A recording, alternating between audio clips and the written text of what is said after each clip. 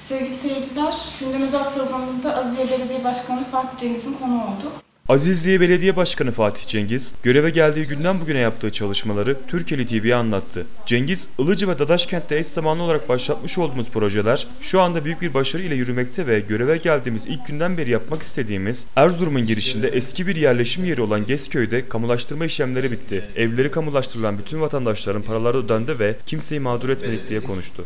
Acil eylem planı içerisinde birinci önceliğimizdi kentsel dönüşüm çalışmaları. Biraz önce de söylediğiniz gibi hem Ilıca'da hem Dadaşkent'te eş zamanlı olarak başlatmış olduğunuz bu projeler şu anda büyük bir başarıyla yürümekte. Çok belli bir aşamaya geldi şu anda. Gezköy 300 bin metrekare, yani 300 dönüm bir alandı. 300 yıllık bir köydü. Şu anda tescil davalarının %95'i bitti. Kamulaştırma işlemleri tamamlanmış oldu. Toplam 35 milyon lira bir bedel ile. Tabii Gezköy'ün önemi şu, Erzurum'un hemen girişinde bulunuyor. Erzurum'un girişinde bir kartvizit niteliğinde bir alan, kupon bir alan aslında. Erzurum'u biliyorsunuz başka illere gittiğinizde bu illerin hemen şehir merkezlerine girmezsiniz. İllerin sizdeki intibası şudur, işte o çevre yollarından geçtiğinizde sağa ve sola baktığınızda gözünüzü rahatsız eden bir şey olduğunda hemen dersiniz ki ya bu şehirde şu sıkıntılar var, bu şehir şöyle bakımsız veya şu şehir şöyle kötü, virane. Hemen bir ilk intibadır sizde aslında o şehirler arası yolculukları yaparken şehirlere girdiğinizdeki o ilk mekanlar. O anlamda Gezköy'de, Dadaşkent tabii Gezköy, Ilıca hemen şehrin batısında olması, hemen Erzurum'un girişinde olmaları hasebiyle çok önem arz ediyor. Dışarıdan hiç Erzurum'u bilmeyen, hiç tanımayan, belki de içine girip gezmeyecek olan, bir şekilde buradan transit devam edecek olan misafirler için çok önemli bir intiba burası, intiba noktası. Bu anlamda bu hassasiyetle göreve geldiğimiz ilk günden itibaren bir kere dedik ki Gezköy'ü kaldırmamız lazım. Ve hamdolsun şu anda geldiğimiz nokta itibariyle bütün kamulaştırma işlemlerini tamamladık. Dediğim gibi birkaç böyle çok az bir yasal prosedürler kaldı. Ama vatandaş olarak orada kamulaştırmadığımız, parasını ödemediğimiz hiç kimse kalmadı. Sadece bürokratik süreçler işlemekte orada. Çok iyi bir alan, 300 bin metrekare bir alan.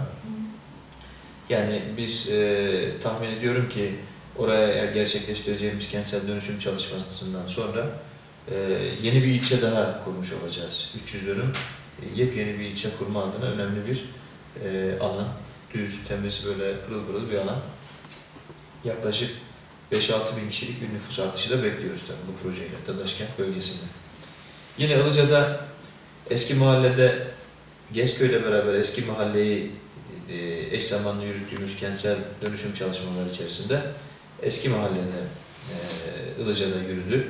Ilıca'da şu anda Ilıca'yı etaplandırdık tabii. Birinci etap, ikinci etap şeklinde devam etti. Ilıca'da eski mahalle birinci etap kamulaştırıldı, 40 dönümdü. Yerine 320 konut yapıldı. Ve hemen yanı başında ikinci etap dediğimiz bölgede kamulaştırma işlemlerine başlanıldı. Buradaki hak sahiplerini ilk birinci etapta yaptığımız konutlara taşıdık. Böylece hiçbir şekilde bir mağduriyet yaşanmadı. Kimse kiralara çıkmadı, kimse evsiz kalmadı. Herkes hayatına devam ederken hemen yanı başında biten evlere taşınmak suretiyle bir dönüşüm gerçekleşti orada.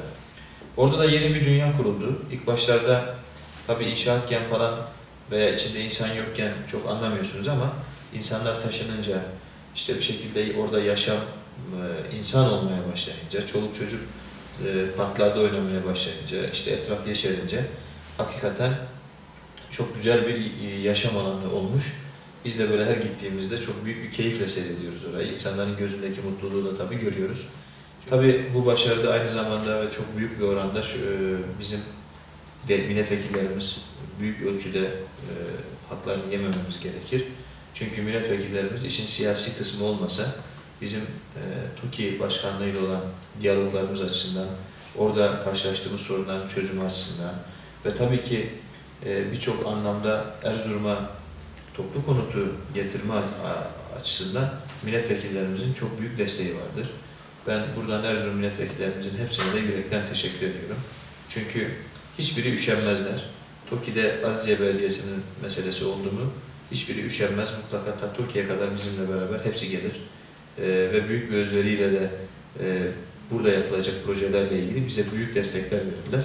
Onların desteğini tabii biz sırtımızda hissettiğimizde bizim işlerimiz o anlamda TOKİ'de daha da kolaylaşıyor.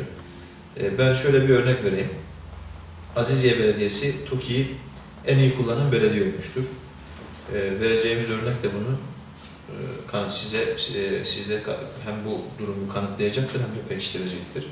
Şöyle ki, TOKİ'den şimdiye kadar 11 yıl içerisinde Erzurum'a gönderilen nakit para miktarı 70 milyon liradır. Bu kamulaştırmak için vatandaşa ödenmesi üzere gönderilen paradır. Ve biz bu paranın 50 milyon lirasını biz Aziziye Belediyesi olarak biz kullanmışız. Geriye kalan 20 milyon lirasını diğer belediyelerimiz kullanmıştır. Bu çok ciddi bir rakamdır ve çok ciddi bir başarıdır. Dediğimiz gibi bu başarı hep beraber aslında hem vatandaşlarımızın hem milletvekillerimizin hem de tabii bu anlamda kentsel dönüşüm birimimiz var bizim. Burada çalışan arkadaşlarımızın özverili çalışmalarının sonucudur. Samimi çalışmalarının sonucudur. Biz şunu görüyoruz. Samimi ve gayretli çalışılırsa gerçekten başarılmayacak hiçbir şey yok. Kentsel dönüşüm adına ki şu anda Türkiye'nin birinci gündemidir. En zor konudur. Biraz önce söylediğimiz gibi insanların evlerini, dünyalarını yıkmaya, evlerini yıkıp yani dünyalarını değiştirmeye çalışıyorsunuz. Hayat düzenlerini değiştirmeye çalışıyorsunuz. İnsanlar böyle kendi hayatınızdan da baktığınızda insanların böyle alışkanlıklarını değiştirmesi zordur. Sonuçta belki sizin o kötü şartlarda yaşıyor dediğiniz insanlar aslında o hayata alışmışlardır ve bu bir alışkanlık haline gelmiştir artık. Siz bu alışkanlığa böyle gelip dokunduğunuzda hemen çok farklı bir tepkiyle karşılaşabiliyorsunuz. Çok sert tepkilerle de karşılaşabiliyorsunuz. Bu anlamda çok zor, çok böyle ince bir ipte yürüyorsunuz aslında. Çok dengeli gitmeniz gerekiyor, çok hassas dengeler oluyor. Bu kentsel dönüşüm çalışmalarında da biz Erzurum'da şunu gördük. Erzurum'da bir belediye başkanı kentsel dönüşüm çalışması yapacaksa mutlaka bu çalışmaları birebir kendi de içinde olmak suretiyle araya aracı koymadan birebir takip etmek zorundadır. Çünkü bizim insanımız duygusaldır. Her yörenin biliyorsunuz bir takım karakteristik özellikleri vardır. Bu karakteristik özellikler çerçevesinde her bölgenin insan yapısı farklı. Ona göre de geliştirilmesi gereken stratejiler de farklı olmalıdır. Biz bölge insanımızın psikolojisiyle böyle empati yaparak bir şekilde bu empatiyi gerçekleştirerek bu işi elimizden geldiğince bu noktaya getirmeye çalıştık ve başardığımıza da yürekten inanıyoruz.